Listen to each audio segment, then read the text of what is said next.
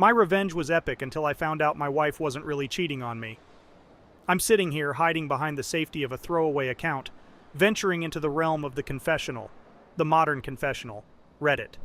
You might ask yourself what's compelling me to spill my darkest secret, my ugliest truth. It's a question I've been grappling with too, but you'll understand as you read on. I never saw myself as the type to stray, to betray the sacred vows of marriage. Yet fate, with her ironic sense of humor, turned me into the very man I swore never to become.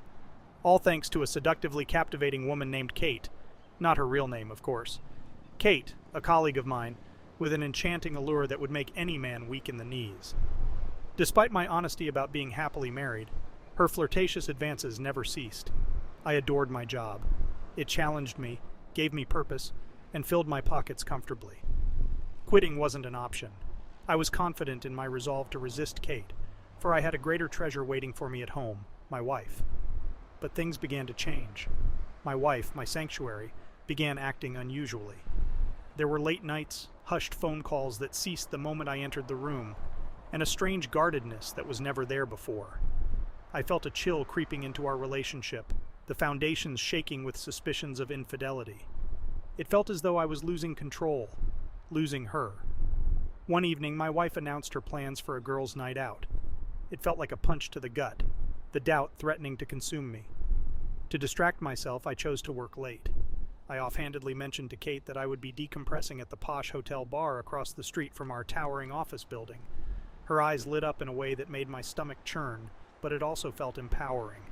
I mean, I had never even considered cheating on my wife, but now that she was doing this to me, I wanted revenge, and this was going to be a very satisfying yet dangerous way to get it. I found myself at the bar, the whiskey in my glass doing little to soothe my nerves. Half an hour ticked by as I sat there wondering if I was doing the right thing, or if I should just go home. Just when I started to weaken in my resolve for revenge, and feeling pathetic thinking Kate had decided not to show, there she was, radiant, captivating, her dress complimenting her in all the right places. She ordered a drink, and to my surprise, a hotel key accompanied her tip to the bartender. The dark key card seemed to radiate invitation and imminent regret. Kate got about halfway through her drink before she pushed it away and looked me right in the eyes, not saying a word yet, saying everything I wanted to hear at that moment. I turned my glass up and polished off my glass, grabbed the key and slid it into my pocket, stood up and grabbed her by the hand. The solitary elevator ride to the top floor suite was a storm of emotions: fear, anticipation, guilt, and a painful excitement. Her hands were already all over me and mine all over her. As we approached the room, I could barely see to get the key into the slot. The room held a breathtaking view of the city lights, creating a surreal ambiance. That night we surrendered to our suppressed desires, and the passion that unfolded was intoxicating, an uncaged desire that eventually would leave me in awe and regret. The evening with Kate was a blaze of intoxicating passion.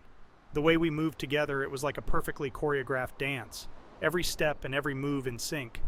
Each position was a new territory discovered, a new peak of pleasure ascended, a testament to our insatiable desires. It felt as though time had stretched, hours blending into moments of heady ecstasy. Her body beneath mine, then mine beneath hers, in an electric interchange of dominance and submission that heightened our passion. It wasn't just about the physical connection, but also the thrill of the forbidden, the adrenaline rush of our secret tryst, the tang of the unexpected that spurred us on. The flames of desire danced between us, the heat spreading through our entwined bodies like a wildfire refusing to be tamed.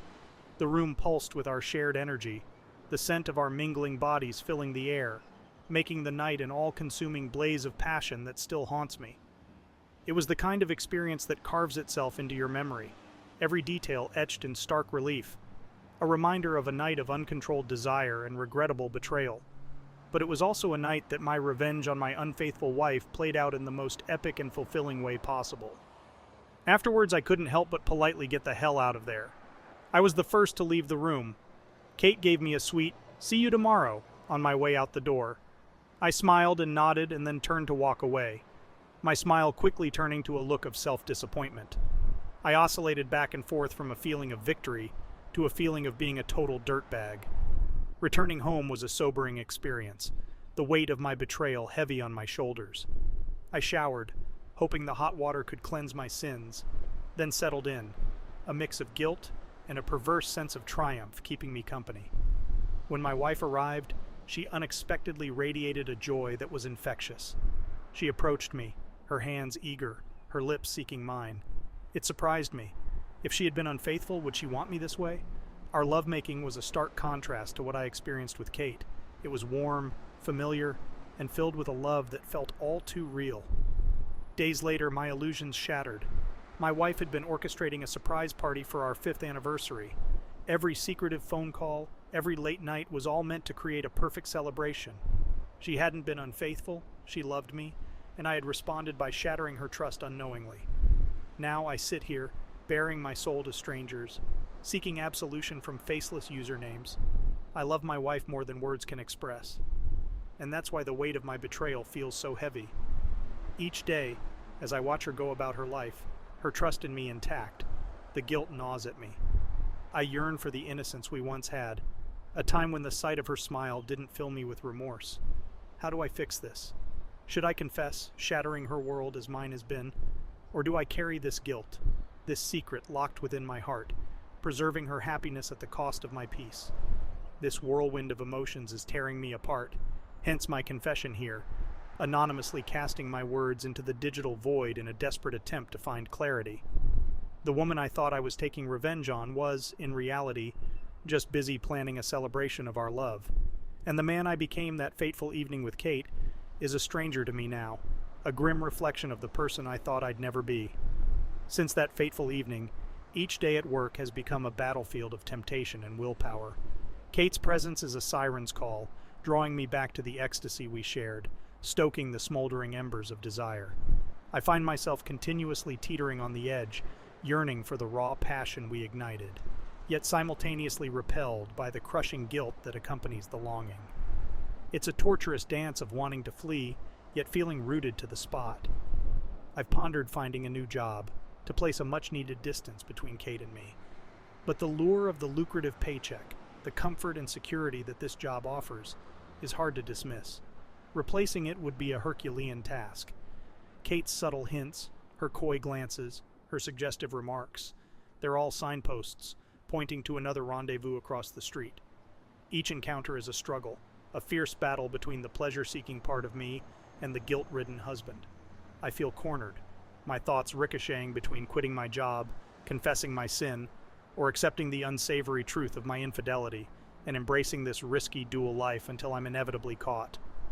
The latter feels like a self-inflicted sentence, a way to seek the punishment that I believe I deserve for my betrayal. Each day the pressure mounts, the tension coils tighter, pushing me to a breaking point. I'm lost in a maze of my own making, the exit blurred by guilt and fear, with no clear path in sight. Every morning I wake up to the sound of my wife breathing, the scent of her hair, the warmth of her body next to mine. And each morning, the decision to confess or remain silent greets me like a cruel sunrise. I'm stuck, unable to find a path through this thick fog of guilt and deceit. I have thought of seeking professional help, going to therapy perhaps, but the fear of the truth slipping out, the fear of seeing disgust replace the love in her eyes, paralyzes me. The one thing that keeps me going is the love I have for her, the same love that pushes me into this pit of remorse. And so, here I am, seeking solace from strangers, hoping that someone out there might have the right words to guide me through this personal hell. Any advice, any insight, any shared experiences might just be the lifeline I'm so desperately clinging to. If you've read this far, thank you. Thank you for bearing witness to my transgressions, my guilt, my plea for help. And if you have anything to say, anything at all, I'm here, waiting, hoping, praying for an answer. What do you do when the mirror of your life reflects a stranger? How do you go back to loving yourself when all you see is the face of a betrayer? How do you live knowing you have torn apart the very fabric of trust that holds your life together?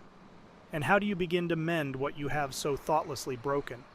These are the questions that haunt me, and the answers to which I'm still searching.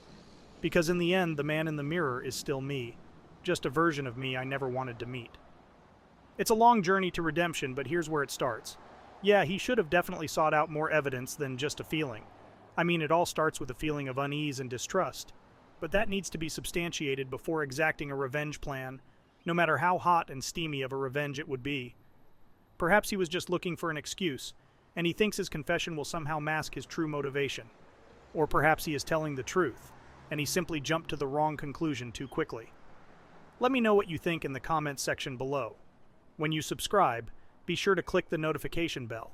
Click here for more Tangled threads.